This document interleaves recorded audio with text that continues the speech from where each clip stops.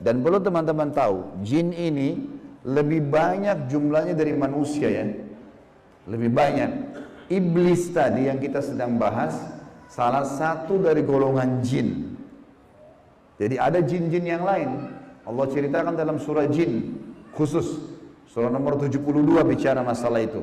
18 ayat pertama, itu Allah menceritakan tentang masalah adanya jin-jin beriman.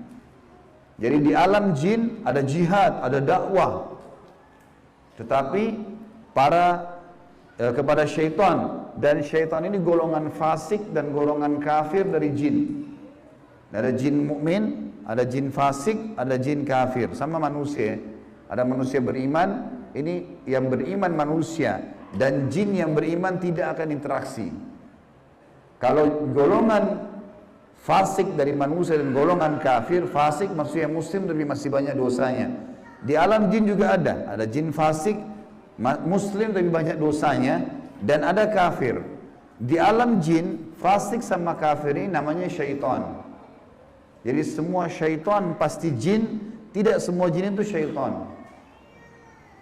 Bisa ditangkap ini ya? Oke. Ini pemahamannya. Nah, syaitan ini dipimpin oleh iblis. Jadi iblis bukan raja jin, tapi raja syaitan. Teman-teman sekalian, semua syaitan kita disuruh jadikan musuh. Kalau datang, diusir. Kalau kita ganggu syaitan, atau syaitan ganggu kita, kalau kita diganggu oleh syaitan, maaf, bahasanya gini, kalau kita diganggu oleh syaitan, tadi saya keliru ucapinnya. Kalau kita diganggu oleh syaitan, kita harus usir. A'udzu billahi minasyaitonir rajim. Mulai ada malas ibadah, mau buat dosa, mau buat zina, a'udzubillahi minasyaitonir rajim. Syaitan lagi datang nih godain. Saya berlindung kepada Allah dari syaitan yang rajim. Rajim itu dirajam, teman-teman. Jadi kalau bahasa Indonesia terjemahan terkutuk itu sebenarnya kurang tepat itu. Tepatnya rajim itu adalah dirajam. Rajam itu malaikat ambil panah api dipanahin dia. Jadi kalau kita diganggu oleh syaitan, kita bilang a'udzubillahi minasyaitonir rajim, itu Allah datangkan malaikat bunuh syaitan itu yang sedang goda kita. Dirajam dia, dilempar dengan panah-panah api. Seperti Allah bilang dalam surah Al-Mulk, wa ja'alnaha rujuman lisyayatin. Dan kami jadikan bintang-bintang itu sebagai panah-panah untuk mematikan syaitan-syaitan. Jadi nggak boleh berteman, nggak boleh menikah, nggak boleh interaksi, nggak boleh apa-apa. Mereka punya dimensi waktu yang berbeda. Tidak boleh lintas alam.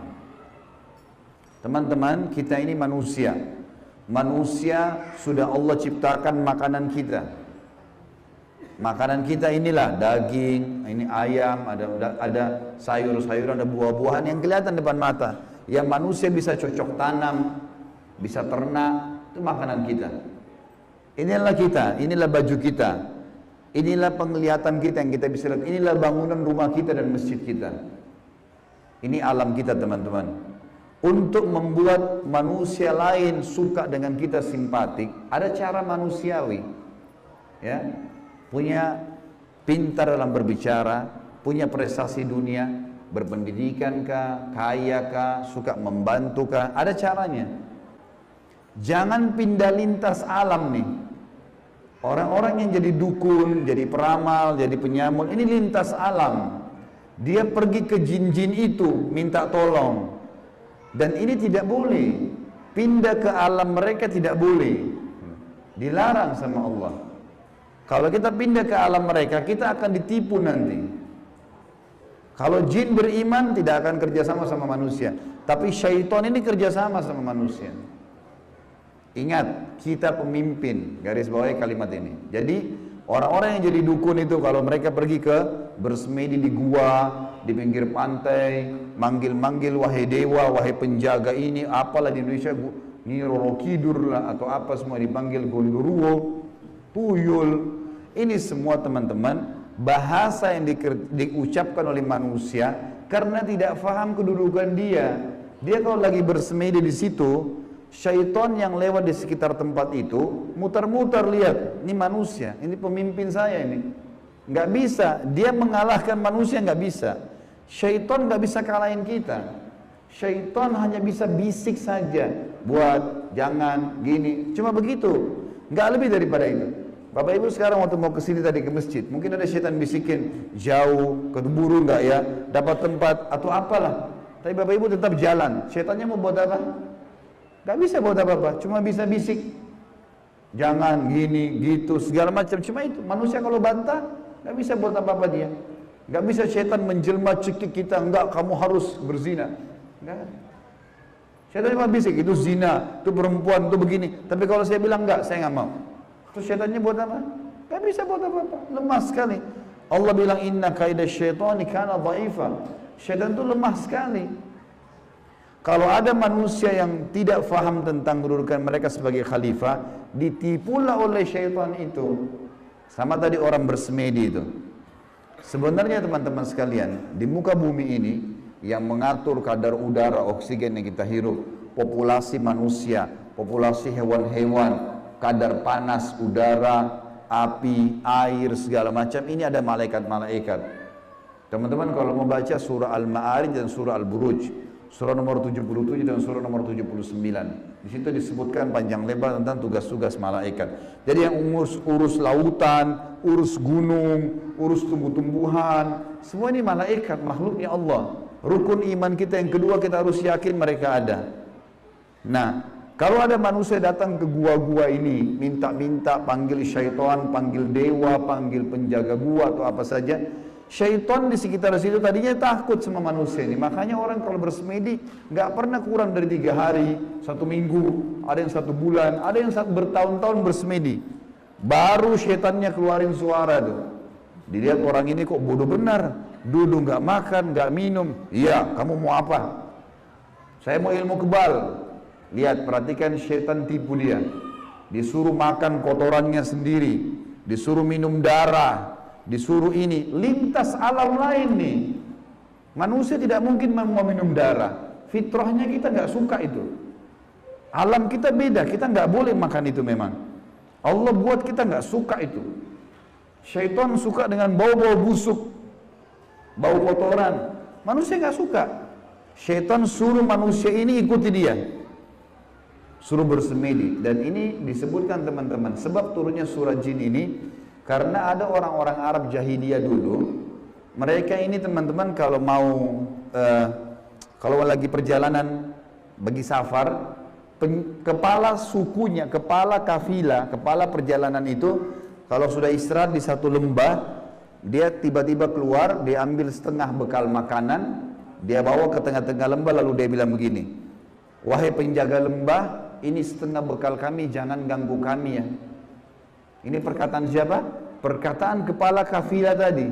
Maka Allah bongkar dalam Al-Quran, dalam surah Jin, Allah katakan 18 ayat pertama diantaranya, fazaduhum rahaqa. Maka syaitan-syaitan di sekitar lembah itu semuanya makin mengerjai mereka, makin jadi tuh. Kalau ada satu kampung misalnya kayak di Indonesia ini paling banyak seperti itu. Ada satu kampung lewat jembatan, tersebar berita, itu di jembatan kalau bawa, kalau malam hari ada nenek-nenek tuh. Syaitan tunggangi itu isu.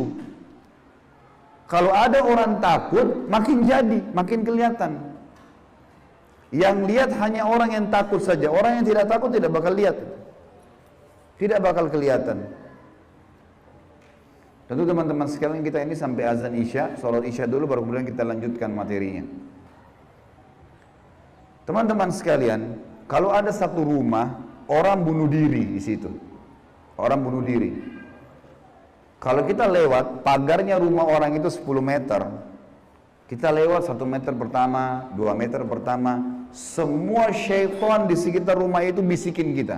Itu yang bunuh diri perempuan, rambutnya panjang, matanya belalak, keluar darah dari hidungnya. Terus, sebelum antum ini, anda ini ngelewatan 10 meter pagar itu. Dia takut-takutin. Kalau kita takut di 5 meter misalnya, balik ke sana kita lihat benar tuh. Perempuan yang gantung diri itu kita lihat. Padahal sebenarnya tidak ada. Itu permainan syaitan di sekitar rumah itu. Ini saya bongkar kedoknya biar Bapak Ibu tahu. Jadi syaitan kalau ada di sini marah sama saya, biarin aja dia marah. Karena emang dia begitu kerjain manusia. Dia kerjain manusia. Kalau ada teman kita jalan tanya, kamu takut gak? Kamu lihat gak? Dia bilang enggak, karena dia tidak takut. Kalau dia takut, dia bayangkan nenek-nenek misalnya, dia lihat nenek-nenek di sana. Jadi orang makin benar, makin tahu tauhid ini, makin tahu kisah awal Nabi Adam, musuh kita syaitan, Allah bilang syaitan itu lemah, tidak bisa buat apa-apa. Ini semua teman-teman sekalian akan membuat seseorang di antara kita jadi kokoh. Jadi tidak mudah tergoda oleh syaitan, dan ini makna daripada hadis Nabi SAW. Hai Ibnu Khattab, Umar bin Khattab, kalau kau lewat di sebuah lembah, syaitan tahu kau lewat di lembah itu, dia cari lembah lain. Padahal Umar nggak pernah lihat syaitan itu. Syaitan yang lihat Umar. Kok bisa syaitannya takut? Karena tahu kalau Umar ini sudah tahu sedikit ada gangguan syaitan, langsung Umar baca A'udzubillahi minasyaitonirrajim. Berarti Allah utus malaikat bunuh dia. Orang-orang yang takut saja, yang belum faham, baru kemudian dikerjai oleh syaitan itu. Seperti itulah pemahamannya. Sudah azan? Baik, kita lanjutkan insyaAllah sebentar lagi, habis selesai sholat isya, untuk melanjutkan tema kita. Subhanakallahumma bihamdika, asyhadu an la ilaha illallah, astaghfirullah wa atubu ilaik. Wassalamualaikum warahmatullahi wabarakatuh.